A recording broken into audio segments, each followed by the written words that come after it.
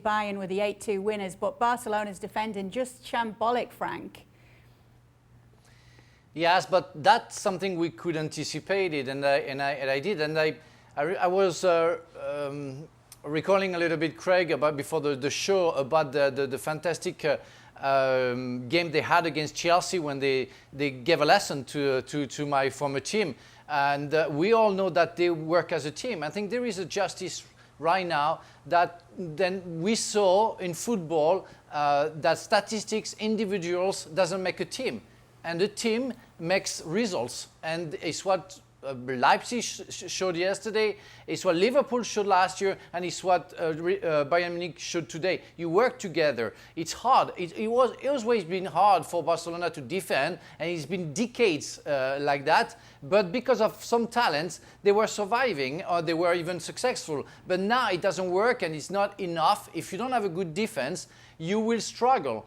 It's the problem with Real Madrid when Ramos doesn't play. It's the problem with City if Laporte is not there. It's the problem with Chelsea because they don't have defenders. And it was a problem today with Barcelona because we all know that they struggle defensively. They need, and I think it will be the future of football, if you want to have a big team, you need good central defenders. You need people who think about defending, and it's going to be the future of the club who want to be successful. And today, again, Barcelona showed us that they're not there anymore, and they will have to change many things. Because, Craig, Bayern were actually getting caught out early on with that high line. So at what point did the game adjust, and when did they smell blood for Barcelona? When they saw the team sheet and when they saw how they were playing defensively and offensively, they thought, we're going to have a field day here in the middle of the park. We're just going to cut them open, which they did. I mean, they got caught. I mean, Joshua Kimmich got caught for the Barcelona goal where Alaba scored the own goal, which wasn't a difficult one to clear. The player's been excellent. David Alaba, absolutely fantastic, but it wasn't his finest moment. We know they've got Benjamin Pavard to come back in. I think he's back with the squad. But, you know, just the team sheet change. We know Barcelona haven't been playing well. We know win or lose, Setien was toast anyway. I mean, let's be honest, he's convinced no one. And when you leave... And I agree with you, Jules. I mean, Frankie de Jong, it seems at the moment, is at the right place at the wrong time because we're not seeing his talent, which is clear. He's not been able to showcase it because he's getting left exposed. And when you get left exposed, particularly as a young guy, in such a big atmosphere and such a club where the eyes are on you every day, then it's not going to be easy for him. The confidence is taking a hit. But you look at the side, I know we're, the age of Barcelona, but, Sergio Busquets is 33 now. It's not just the age. It's the amount of miles that he's got in the legs because these guys have been playing top-level football since their teens and early 20s. And that's the difficulty for these boys. It's not just the age, because age is kind of a number for a lot of people.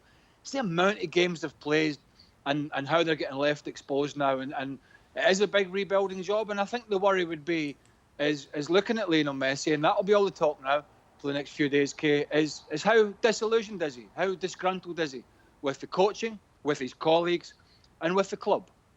Piqué said afterwards, Jules, that changes need to be made everywhere. Obviously, we've got to look at the top when that's the case as well. So what happens next to start to put things right for Barcelona?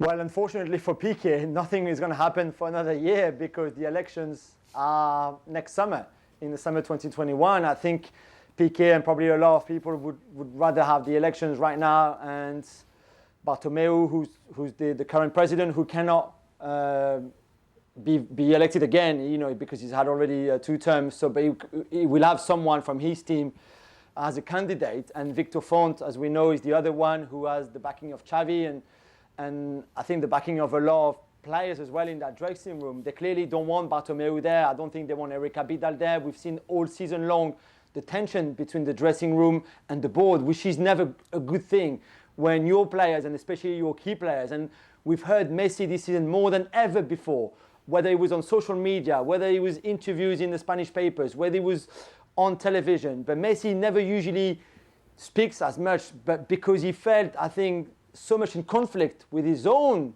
directors and president and people at the top of the club. He was so unhappy with a lot of things that had been happening this year, and probably rightly so.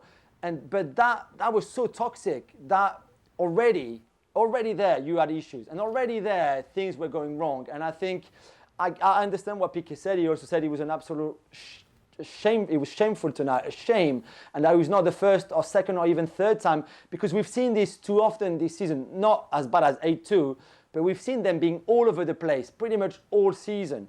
And I think he's right, but unfortunately Bartomeu will still be there for another year.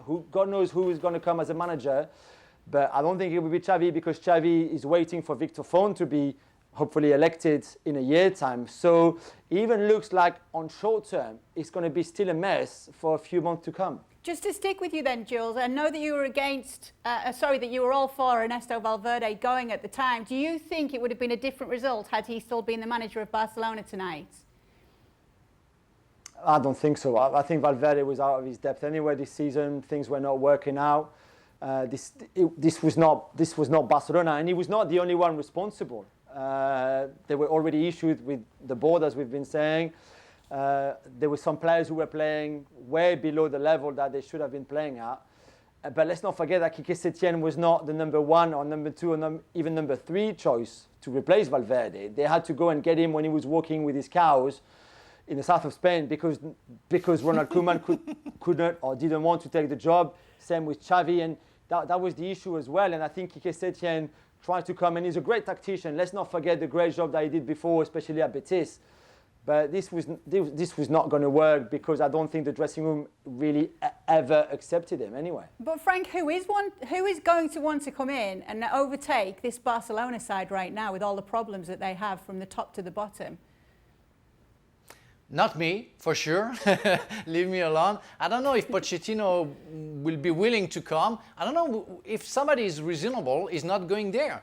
I mean, it's like it was the case for Arsenal not just this season, and Arteta stepped up, and good for him. It worked, because they won something. But really, I think it's going to be a suicide to go there. So I think they're going to pick up somebody for a year, coming from the reserve team, I don't know, or somebody from the Masia, I don't know what they can do. But I don't see a big top-notch coach coming up and saying, okay, I'm going to change everything. No, because you cannot change anything. You have to recruit other players. You have to change, I think, half of the team. You have to change the mentality of the dressing room. You need to have a big chat with Mr. Messi to see how he sees football in the near future, before next year seeing Xavi coming with a new chairman. So it's going to be complicated to have somebody, and almost impossible for me. Pochettino said... If Quique Setien was a great tactician, it got completely obliterated tonight, didn't it?